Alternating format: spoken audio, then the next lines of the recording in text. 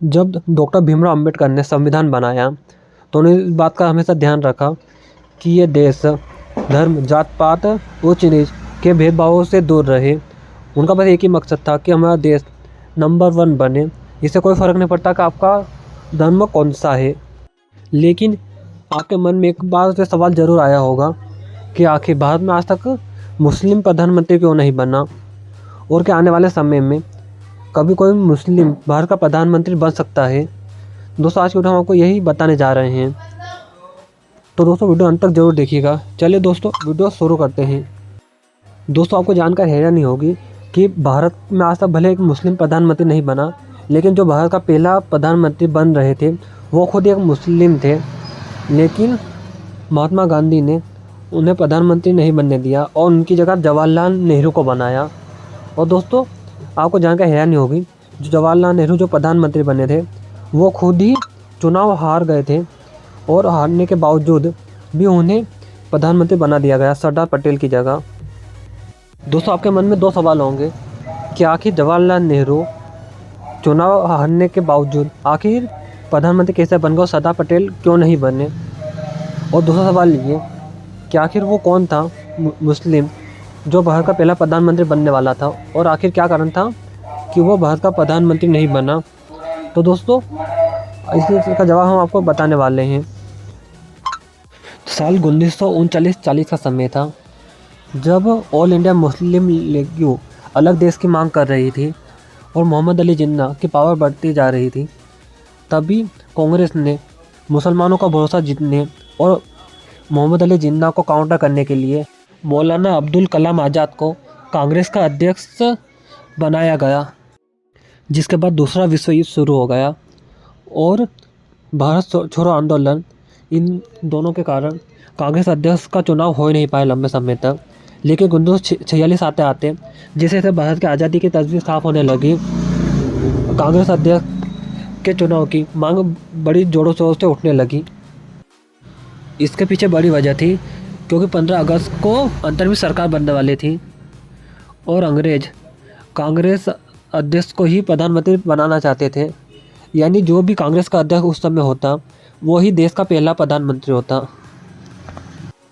मौलाना अब्दुल कलाम आज़ाद अपनी बायोग्राफी में लिखते हैं कि नए अध्यक्ष को लेकर कांग्रेस में आपसी सहमति नहीं थी। अखबारों में मुझे दोबारा अध्यक्ष बनने की मांग उठाई गई और इसके अलावा सरदार पटेल भी चाहते थे कि उन्हें ही कांग्रेस अध्यक्ष बनाया जाए। लेकिन बाद में मैदान में कूद पड़ते हैं महात्मा गांधी जी।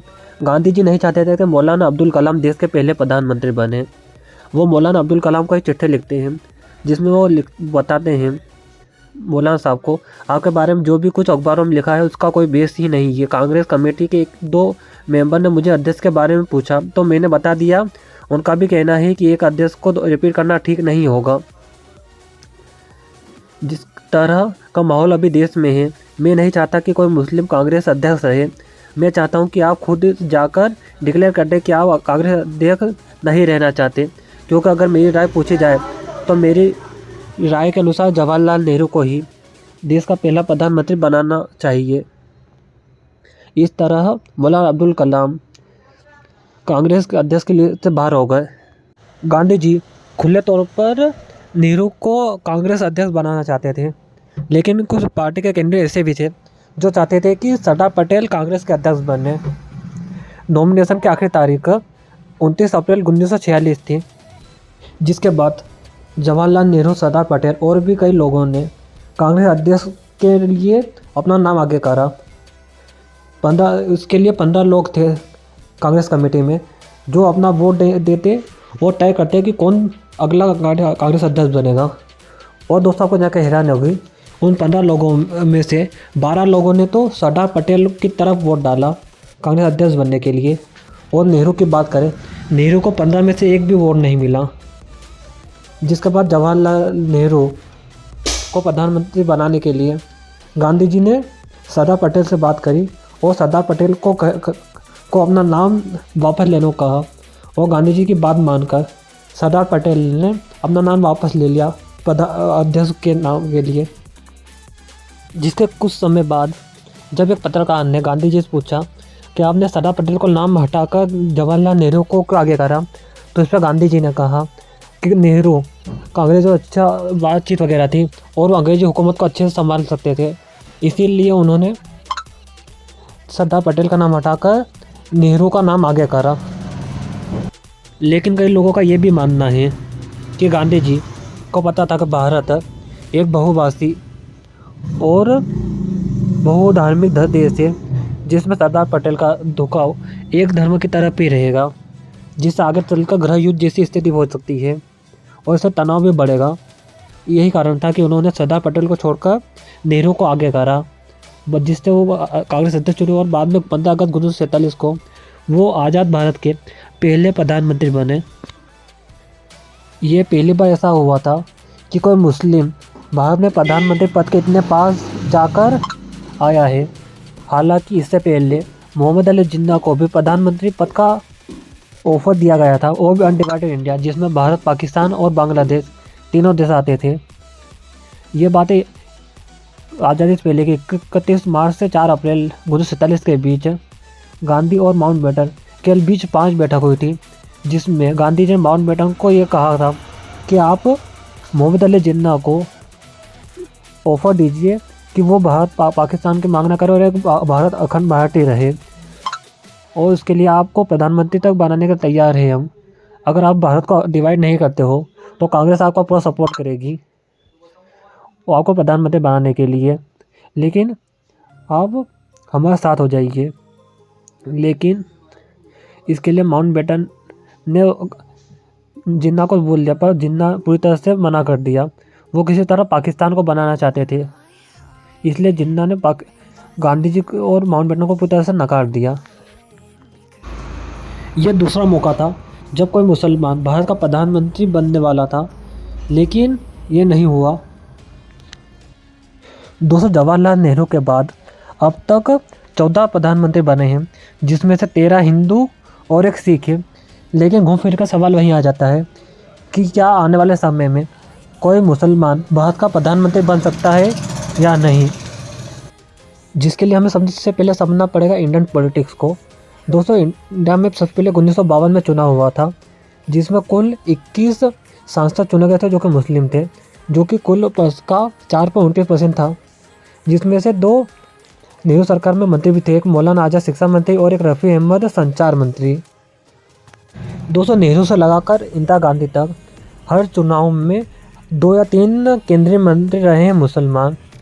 साल 1985 में राजीव गांधी के समय ही सबसे ज़्यादा 6 मुस्लिम केंद्रीय मंत्री रहे थे।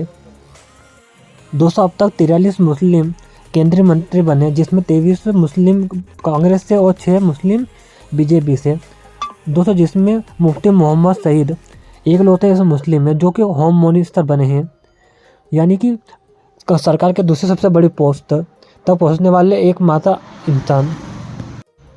दोस्तों, आज के समय लोकसभा में 5.88% मुस्लिम सांसद हैं। 2011 की रिपोर्ट के अनुसार भारत में 17 करोड़ मुसलमान थे। और दोस्तों, आज के समय की बात करें 2025 में, आज लगभग 24 करोड़ के आसपास पूरे भारत में मुसलमान रहते हैं। लेकिन 2011 की रिपोर्ट के अनुसार 14% तक देखें तो 14% के हिसाब से, मुसलमान की आबादी के हिसाब से लोकसभा में 77 मुस्लिम सांसद होने चाहिए, लेकिन वही यह बस 27 ही है। वहीं बीजेपी की बात करें जो रूलिंग पार्टी है, उसमें एक भी लोकसभा सांसद मुस्लिम नहीं है, ना कि राज्य और ना राज्यसभा। जितने भी सारे इसमें गैर मुस्लिम ही हैं। दोस्तों, इसमें एक ख़ास बात यह है कि 543 सीट में 100 सीट तो ऐसी है जिसमें मुस्लिम निर्णायक भूमिका निकालते हैं, यानी वहाँ की मुस्लिम आबादी इतनी है कि वो ही निर्णायक करते हैं कि कौन जीतेगा और कौन हारेगा। जिसमें से भी 65 सीट तो ऐसी है जहाँ पर मुस्लिम पॉपुलेशन 35% से भी ज़्यादा है। और दोस्तों, आपको जानकर हैरानी होगी, सबसे ज़्यादा यूपी में 14 सीट ऐसी है, पश्चिम बंगाल में 13 सीट। वही बात करें तो इसके अलावा केरल में 8 सीट, असम में 7 सीट, बिहार में 4, जम्मू कश्मीर में 3, मध्य प्रदेश में 3 सीट, दिल्ली में, गोवा, हरियाणा, महाराष्ट्र और तेलंगाना, इन सब में 2-2 सीट। वहीं तमिलनाडु में 1 मुस्लिम मेजॉरिटी सीट है। और दोस्तों, इनमें कुछ सीट ऐसी भी है जहां पर मुसलमानों की संख्या 50% से भी ज़्यादा है। इन सब के बावजूद 2019 के मुकाबले 2024 में मुस्लिम सांसदों की संख्या घटी है। हाँ दोस्तों, 2019 के मुकाबले इस बार 58% कम मुस्लिम कैंडिडेट उतारे हैं सरकार ने। Congress, Samajwadi party, Bahujan Samaj party, TMC जैसी पार्टियां जो कि मुस्लिम वोट बैंक को अपनी तरफ खींचती है, वो पार्टियां भी मुस्लिम कैंडिडेट को उतारने से कतरा रही है। दोस्तों यूपी की बात करें, जहां यूपी में 2014 में समाजवादी पार्टी ने 39 कैंडिडेट को उतारा था मुस्लिम कैंडिडेट को, वही 2019 में आते आते वो बस 4 ही रह गया। ऐसा ही हाल बिहार के अंदर भी है। दोस्तों बिहार की आरजेडी पार्टी, जिन्होंने पिछली बार 5 मुस्लिम कैंडिडेट को उतारा था, वही वो आज कम करके बस 2 पर ही आ गई है। ऐसा इसलिए क्योंकि इससे हिंदू वोट कटते हैं। बीजेपी जो कि हिंदूवादी काम करती है, जिससे हिंदू वोट उसको तब मिलते हैं। वही दूसरी सब पार्टियाँ अगर मुस्लिम कैंडिडेट को उतारे तो उनके ऊपर मुस्लिम तुष्टीकरण का आरोप लगता है। इससे बचने के लिए वो सारी क्षेत्रीय पार्टियाँ ज़्यादा मुस्लिम की सीट काट रही है और उनकी जगह हिंदुओं को उतार रही है। दोस्तों ये बात लोकसभा की ही नहीं है, दूसरे चुनाव में जैसे राज्यसभा और विधानसभा जैसे चुनावों में भी मुस्लिम की जितनी आबादी है उसके मुकाबले उनकी सीटें बहुत ज़्यादा कम हैं। पूरे देश में आज इस समय 4000 से ज़्यादा विधायक हैं, जिसमें से बस 6% ही मुसलमान हैं। दोस्तों सबसे ज़्यादा आबादी वाला यूपी, जहाँ लगभग 16% मुसलमान रहते हैं, लेकिन वहाँ पे विधायकों की संख्या बस 7% ही है। दोस्तों आज के समय पूरे भारत में बस 6 राज्य केरल, राजस्थान, महाराष्ट्र, बिहार, असम और जम्मू कश्मीर, इन राज्यों में ही मुस्लिम मुख्यमंत्री रहे हैं। लेकिन दोस्तों आपको जानकर हैरानी होगी, इन 6 राज्यों में केवल जम्मू कश्मीर ही एक राज्य है जो कि मुस्लिम बहुसंख्यक है, उसमें उन्होंने कार्यकाल पूरा करा है। बाकी किसी भी राज्य में किसी भी मुस्लिम सीएम ने अपना कार्यकाल पूरा कर ही नहीं पाए। आज़ादी के बाद से बस जम्मू कश्मीर एक ऐसा राज्य था जहाँ पर मुस्लिम मुख्यमंत्री बनते थे, बाकी सभी में हिंदू या फिर दूसरे धर्म के लोग सांसद बनते थे। बरकतुल्लाह खान वो पहले आदमी थे जो सीएम बने थे हिंदू राज्य में, और वो था राजस्थान। दोस्तों बरकतुल्लाह खान 2 सालों तक राजस्थान के मुख्यमंत्री रहे थे। दोस्तों बरकतुल्लाह खान का मुख्यमंत्री बनने का सफ़र बहुत ही ज़्यादा दिलचस्प है। दोस्तों बरकतुल्लाह खान एक काम से लंदन गए हुए थे, तभी उन्हें एक फ़ोन आया। दोस्तों फ़ोन की दूसरी तरफ इंदिरा गांधी थी। इंदिरा गांधी ने बरकतुल्लाह खान को कहा, तुम जल्दी से भारत आ जाओ, तुम्हें राजस्थान का सीएम बनाया गया, आकर जल्दी शपथ लो। तो बरकतुल्लाह कहा, जी भाभी। इस तरह 9 जुलाई 1971 को बरकतुल्लाह खान राजस्थान के 6ठे सीएम बने। दोस्तों बात करें इंदिरा गांधी की, इंदिरा गांधी के पति फिरोज गांधी के करीबी दोस्त थे बरकतुल्लाह खान, इसीलिए बरकतुल्लाह खान इंदिरा गांधी को भाभी कहते थे। जिसके कुछ समय बाद भारत को दूसरा मुस्लिम मुख्यमंत्री मिला, वो भी असम में सईदा अनवर तैमूर को। दोस्तों 6 दिसंबर 1980 को उन्हें असम का सीएम बनाया गया, और ये दूसरा राज्य था जिसमें कोई मुस्लिम सीएम बना था। दोस्तों उस समय बांग्लादेश से आए हुए शरणार्थी और असम के लोकल लोगों के बीच बहुत ज़्यादा दंगे हो रहे थे, जिस कारण लोगों ने भी सईदा का बहुत ज़्यादा विरोध करा, जिस कारण 6 महीने के अंदर ही उन्हें अपने सीएम पद छोड़ना पड़ा। जिसके अलावा अगर दूसरे सीएम की बात करें तो C8 मोहम्मद कोया केरला के सीएम रहे, अब्दुल गफ़ार बिहार के सीएम रहे। इसके अलावा अगर महाराष्ट्र की बात करें तो महाराष्ट्र के सीएम रहे अब्दुल रहमान अंटले। और बात करें दोस्तों कश्मीर की, तो दोस्तों कश्मीर में अब तक जितने भी सीएम बने लगभग सारे ही मुस्लिम ही थे, और अभी भी जो सीएम है वो भी मुस्लिम है, जिनका नाम है उमर अब्दुल्ला, जो कि अभी के समय कश्मीर के सीएम हैं। दोस्तों बात करते हैं देश के सर्वोच्च संवैधानिक पद के बारे में, जो आता है राष्ट्रपति और उपराष्ट्रपति। तो दोस्तों अब तक बस 3 ही लोग मुस्लिम लोग इस पद तक पहुंच पाए हैं। डॉक्टर जाकिर हुसैन। दोस्तों डॉक्टर जाकिर हुसैन पहले मुस्लिम आदमी थे जो देश के राष्ट्रपति बने थे, और वो देश के पहले मुस्लिम उपराष्ट्रपति भी थे। दोस्तों जाकिर हुसैन का टाइम पर ही देश को पहला मुस्लिम न्यायाधीश भी मिला था। Justice M Hidayatullah. दोस्तों ये पहले मुस्लिम चीफ जस्टिस थे देश के, और दोस्तों चीफ जस्टिस रहते ही इन्हें देश का कार्यकारिणी राष्ट्रपति भी बनाया था। दोस्तों ये पहले इंसान थे जिन्हें चीफ जस्टिस के बाद डायरेक्ट कार्यकारिणी राष्ट्रपति भी बनाया गया था।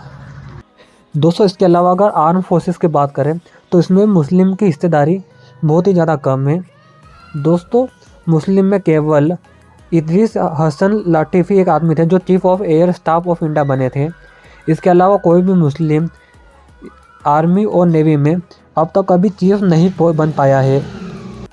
दोस्तों इसके अलावा सैयद आसिफ इब्राहिम इंटेलिजेंस ब्यूरो यानी IB के अभी तक के बस एक अकेले मुस्लिम चीफ रहे हैं। दोस्तों इसके अलावा रिसर्च एंड एनालिसिस विंग यानी RAW का अभी तक एक भी मुस्लिम चीफ नहीं बना है। दोस्तों अब आते हैं भारत के मुस्लिम PM पर। दोस्तों संविधान की बात करें तो संविधान के अनुसार यहाँ किसी भी जाति, लिंग, धर्म या प्रांत की न कोई संवैधानिक रोक टोक है, न कोई विशेष प्रावधान है PM बनने के लिए मुस्लिम का। दोस्तों संविधान के आर्टिकल 75 में साफ लिखा है कि जो प्रधानमंत्री रहता है वो किसी लोकसभा या राज्यसभा से सपोर्ट लेकर मेजॉरिटी पार्टी या अलायंस के साथ मिलकर प्रधानमंत्री बन सकता है। यानी संविधान में किसी भी मुस्लिम को प्रधानमंत्री बनने से नहीं रोका गया है। तो फिर आखिर क्या कारण है कि आज़ादी के इतने सालों बाद भी कोई मुस्लिम प्रधानमंत्री नहीं बना? तो मुस्लिम PM न बनने की कई सारी वजह थी। इसमें पहले नंबर पर आती है धर्म के नाम पे बंटवारा। दोस्तों उस समय भारत पाकिस्तान का धर्म के नाम पे बंटवारा हुआ था और इसी कारण किसी भी मुस्लिम को PM नहीं बनागा। ऐसा बनाते तो धर्म के नाम पे अराजकता होती और दंगे वगैरह होने का संभावना थी। दोस्तों कांग्रेस सरकार चाहती तो वो किसी भी मुस्लिम को बना सकती थी PM, लेकिन धर्म के नाम पे बंटवारा होने के कारण कांग्रेस सरकार भी समझ चुकी थी कि अगर हमने किसी मुस्लिम को PM बनाया तो माहौल ख़राब हो जाएगा। इसी को देखते हुए उन्होंने कभी मुस्लिम को प्रधानमंत्री तक पहुंचाया ही नहीं कई सालों तक। जब नेहरू की मौत हुई थी तब MC Chagla minister of education थे और वो चीफ जस्टिस भी थे बॉम्बे हाई कोर्ट के और हाई कमिश्नर तो UK भी थे। लेकिन उस समय भारत सरकार ने उस सबको छोड़कर लाल बहादुर शास्त्री को PM पद पे उतार दिया। नंबर 2, दूसरे दलों पर विश्वास जताना। दोस्तों मुसलमान हमेशा दूसरे दलों पर सपोर्ट करते हैं, जैसे कांग्रेस, सपा, बसपा, TMC, JDU जैसे पार्टियाँ पे हमेशा सपोर्ट पे करते हैं और मुसलमानों ने कभी अपने सीएम और PM की कभी मांग नहीं करी। वो बस दलों के साथ चलते और काम करते हैं। दोस्तों इसके लिए कुछ एक पार्टी बनी थी जो इसकी मांग कर रही थी, लेकिन वो पूरे भारत में नहीं चली और बस कुछ इलाकों तक ही रहकर सीमित हो गई। नंबर 3, मुसलमानों का गणित नहीं बैठता। दोस्तों अभी तक हुए लोकसभा चुनाव की बात करें तो लोकसभा में अपनी सरकार बनाने के लिए 30% वोट शेयर की ज़रूरत होती है, लेकिन भारत में मुसलमान की बात करें तो उनका वोट शेयर बस 15% ही है। यानी उन्हें अपनी कौम के साथ सरकार बनाने के लिए दूसरे दलों की भी ज़रूरत पड़ती है, इसीलिए वो ज़्यादातर दूसरे दलों के साथ मिलकर काम करते हैं। अब आता है मेन सवाल कि क्या कोई मुस्लिम भारत का प्रधानमंत्री बन पाएगा आने वाले समय में? तो दोस्तों इसकी 2 बातें आती है। दोस्तों सबसे पहले BJP जो कि हिंदूवादी पार्टी होने का दावा करती है, इसी कारण वो ज़्यादा मुस्लिमों को टिकट नहीं देती ताकि इसलिए कि वो हार जाएंगे। और दूसरी आती है कांग्रेस। तो दोस्तों कांग्रेस ने की बात करें वो भले सेक्युलर की बात करती है, पर कांग्रेस ने भी ज़्यादातर मुसलमानों को वोट बैंक के हिसाब से ही देखा है। और दोस्तों बात करें दूसरी पार्टियों की, राज्यों में जो पार्टियाँ चलती है उनका हाल भी कुछ ऐसा ही है। और दोस्तों यही कारण है कि संसद में बहुत कम मुस्लिम सांसद पहुंच पाते हैं। अब दोस्तों संसद में मुस्लिम सांसद होंगे ही नहीं तो आखिर मुस्लिम प्रधानमंत्री कैसे बनेगा? और दूसरी वजह है हिंदू मुस्लिम की राजनीति। दोस्तों आज के समय भारत की बात करें, भारत में राजनीति हिंदू मुस्लिम पे हो गई है, जहाँ हिंदुओं का पार्टी BJP और वहीं मुसलमानों की पार्टी कांग्रेस हो गई है। और दोस्तों हिंदू इसी कारण है कि यहाँ रहने वाले हिंदू मुस्लिम में जहाँ एक समय पर भाईचारा हुआ करता था, आज वो एक दूसरे के खिलाफ हो गए हैं। और दोस्तों यही कारण है कि आज तो नहीं, आज से लगभग 5-10 साल तक तो कोई उम्मीद नहीं है मुस्लिम प्रधानमंत्री बनने की। लेकिन अगर 10 साल के बाद ये धर्म की राजनीति अगर ख़त्म हुई और लोग धर्म और जात पात को छोड़ आदमी के काम को देखकर उसे वोट देंगे, तो हो सकता है कि आने वाले समय में कोई मुस्लिम भी देश का प्रधानमंत्री बन सकता है, पर अभी तो वो अभी संभव नहीं है, अभी का जो स्थिति चल रही है। आपको क्या लगता है दोस्तों, आपका क्या कहना है? कमेंट में अपनी राय ज़रूर बताएं।